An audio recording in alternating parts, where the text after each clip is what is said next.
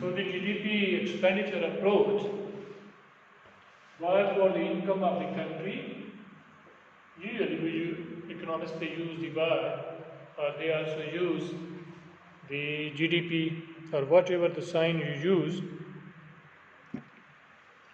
So the income of the country or the GDP of the country of any year, say suppose 2019-20, is the C for the consumption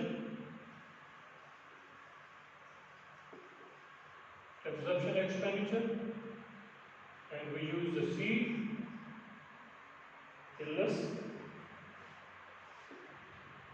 investment expenditure,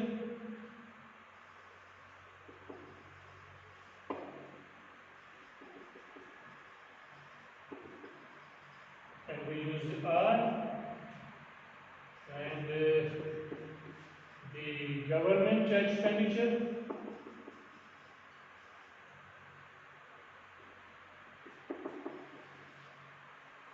we use the G, and plus minus X minus N, and there we use the plus and minus,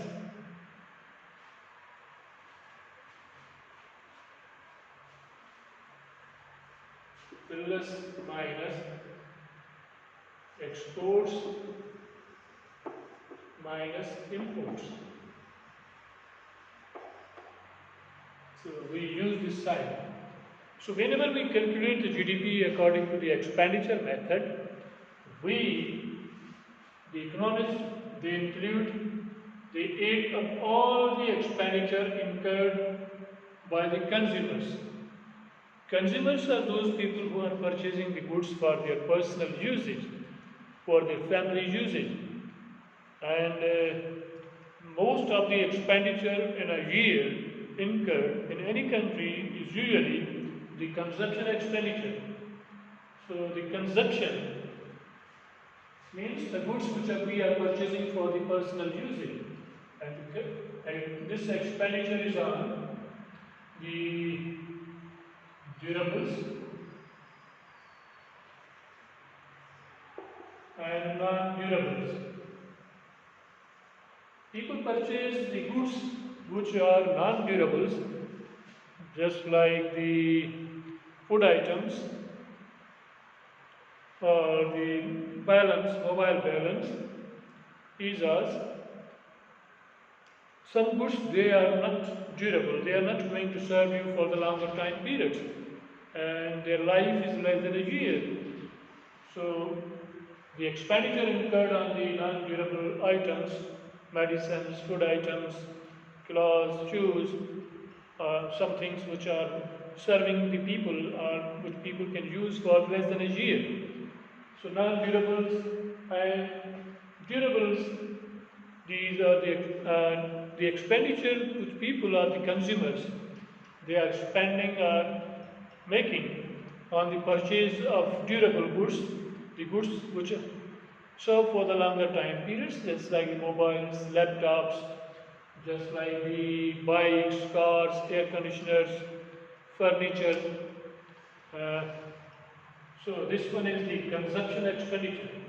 So when we aid the consumption, when we aid the consumer expenditures on durables and non-durables, we are not bifurcating or we are not minusing the imported items which the people are buying, the consumers they are buying. And I'm discussing this one because we have to minus the imported items when we discuss about the exports and the imports. So this one is the consumption expenditure, the expenditure which consumers are spending. So economists they aid all the consumer expenditures. Then second expenditure is the investment expenditure. The expenditure is made or incurred on the purchase of the capital items, the business items. And again, the investment expenditure is expenditure on the capital,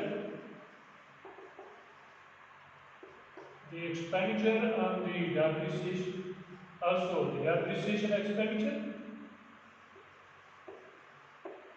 and also the housing expenditure.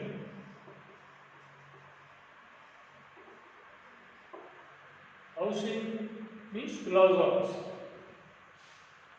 So this is the expenditure which is incurred. All the items, all the investments made by private people, private businesses. The expenditure incurred to purchase the capital, to enhance the capital in their businesses. And also, as we have discussed earlier, that because of the usage, because of the wear and tear, the value of the assets or the goods decreases throughout the year.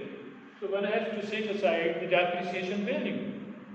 So depreciation is also the part of the investment expenditure, just to maintain the balance, maintain the exact value of the asset. And also the investment expenditure on the housing plazas. Housing investment is also the bigger plazas which are constructed by people for the investment purposes. So when we calculate the GDP, we also include the expenditure incurred on, we also include the rent of our own houses. And that rent is called the imputed income.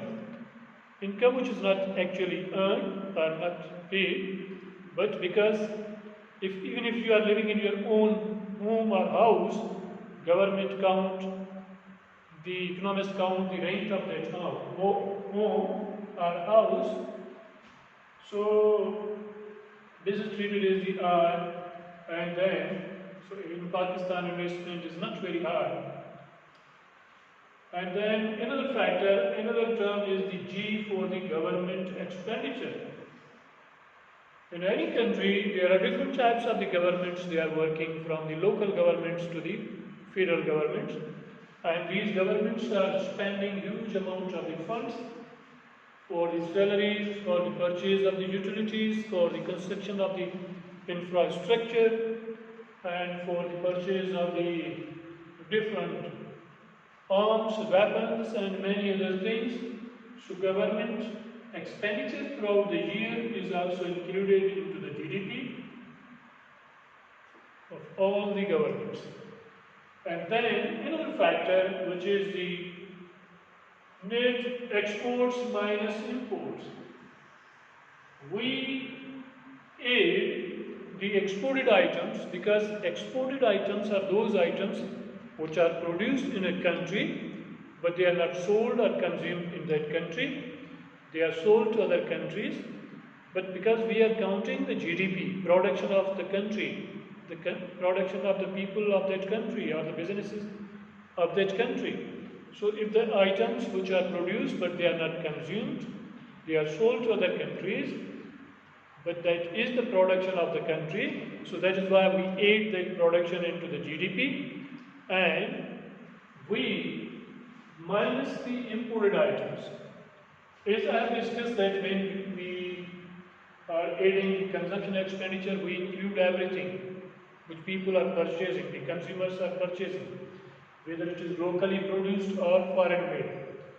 When we are talking about investment expenditure, we are simply talking about the investment expenditure, even regardless of the locally produced or foreign made. And the government is also purchasing various items from the foreign countries.